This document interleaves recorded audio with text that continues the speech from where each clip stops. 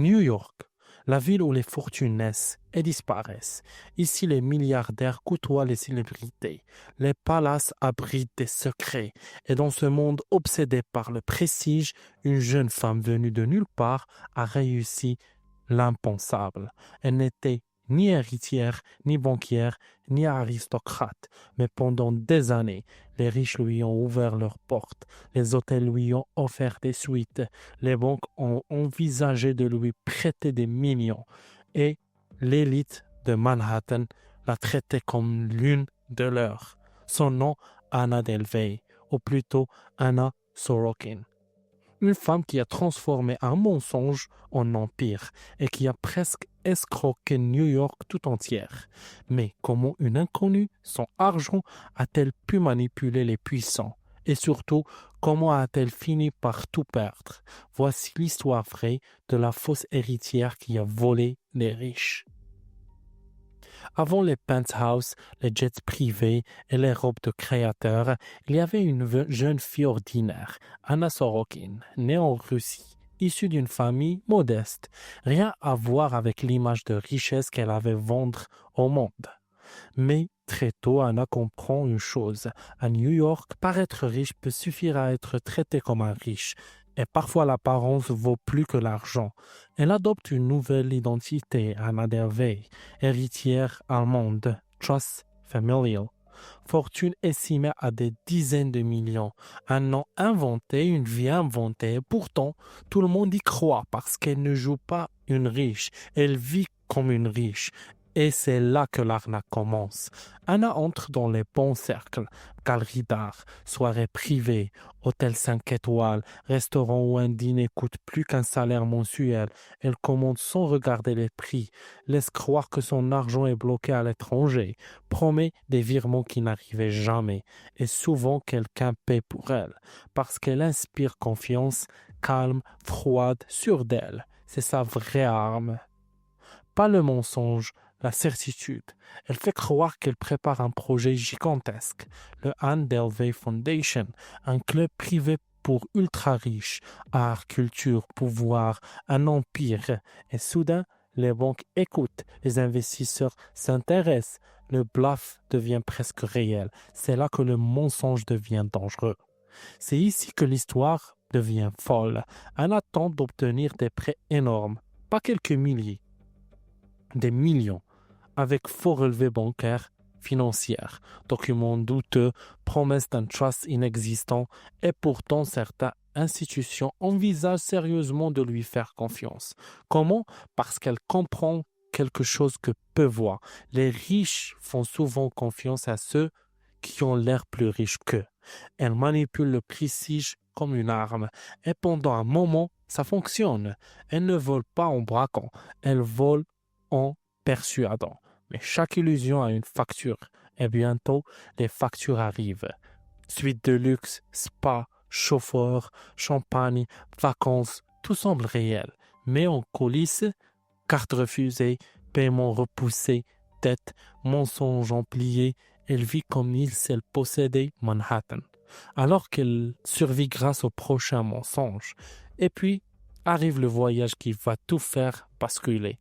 Maroc, une retraite de luxe, un palace, des dépenses folles et une amie censée payer temporairement. Sauf qu'Anna ne rembourse pas. La façade commence à se fissurer. Les proches doutent. Le mythe se craque et quelqu'un commence à comprendre. Cette héritière n'en est pas une. Les hôtels veulent leur argent. Les chèques rebondissent. Les dettes s'accumulent. Les excuses se répètent. Et le problème avec une vie bâtie sur le prestige, c'est qu'elle s'écroule publiquement. Ce n'est plus seulement une femme qui blaffe, c'est une escroque présumée. Les plaintes arrivent, les enquêteurs s'y intéressent et New York découvre avec fascination que l'une de leurs était une imposture.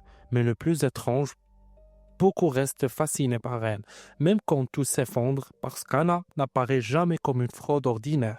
Elle agit encore comme si elle contrôlait tout, même en train de perdre. Puis vient le procès et Anne transforme même ça en performance, tenue de créateur, images calculées, attitude glaciale et traite le tribunal presque comme un podium. Le monde entier regarde, les médias s'obsèdent. Comme une accusée d'escroquerie devient-elle une icône? Parce que l'histoire dépasse le crime. C'est une histoire sur le pouvoir du statut, sur notre obsession de la richesse et sur la facilité avec laquelle les élites peuvent être manipulées au fond. Anne a exploité un système déjà fragile et ça dérange parce que cela dit quelque chose sur tout le monde, pas seulement sur elle. Peut-être que sa plus grande escroquerie n'était pas l'argent, mais l'admiration. Même exposée, elle fascine. Des gens la défendent. Certains la voient presque comme un ami en anti-héroïne, une rebelle, une génie sociale. Mais était-ce du génie ou juste de la manipulation? C'est là toute la question, parce qu'Anne n'a pas piraté Wall Street. Elle a piraté la psychologie humaine, le besoin d'appartenir, le culte des apparences, la faiblesse du prestige. Et ça, c'est plus troublant qu'une simple fraude. Qui était vraiment une opportuniste, une visionnaire tordue, une actrice née ou le produit d'une époque où l'image vaut plus que la vérité. Peut-être un peu du tout, car dans cette histoire, le plus choquant n'est pas qu'elle ait menti, c'est ce que tant de gens aient voulu croire en mensonge, parce qu'il brillait, parce qu'il portait du luxe, parce qu'il rassemblait aux rêves. Et souvent, les plus grands pièges ressemblent exactement à ce qu'on désire. La prison, la célébrité, les documentaires, les adaptations, même après sa chute, Anne reste une marque, et celle rend l'histoire encore plus étrange parce que l'arnaque continue presque sous une autre forme, une imposture devenue phénomène culturel. Combien d'escrocs finissent transformés en légende? Très peu, et c'est ce qui rend ce dossier unique. Mais peut-être que le vrai mystère, ce n'est pas Anne Delvey, c'est New York, une ville où une inconnue sans fortune a convaincu les puissants qu'elle leur rassemblait. Et personne n'a vu le vide derrière le luxe. Alors pose-toi cette question. Anne a-t-elle volé les riches ou leur a-t-elle simplement montré combien ils voulaient être trompés? Parce que parfois, les plus grandes arnaques ne reposent pas sur un mensonge, mais sur ce que les gens veulent croire. Et peut-être c'est ça le vrai crime. Selon toi, Anne était-elle une simple escroque ou le symptôme d'un système malade? Dis-moi en commentaire, génie manipulatrice ou fraude surévaluée. Et abonne-toi à Money Traps pour d'autres histoires vraies, où l'argent cache parfois les plus grands mensonges. Merci.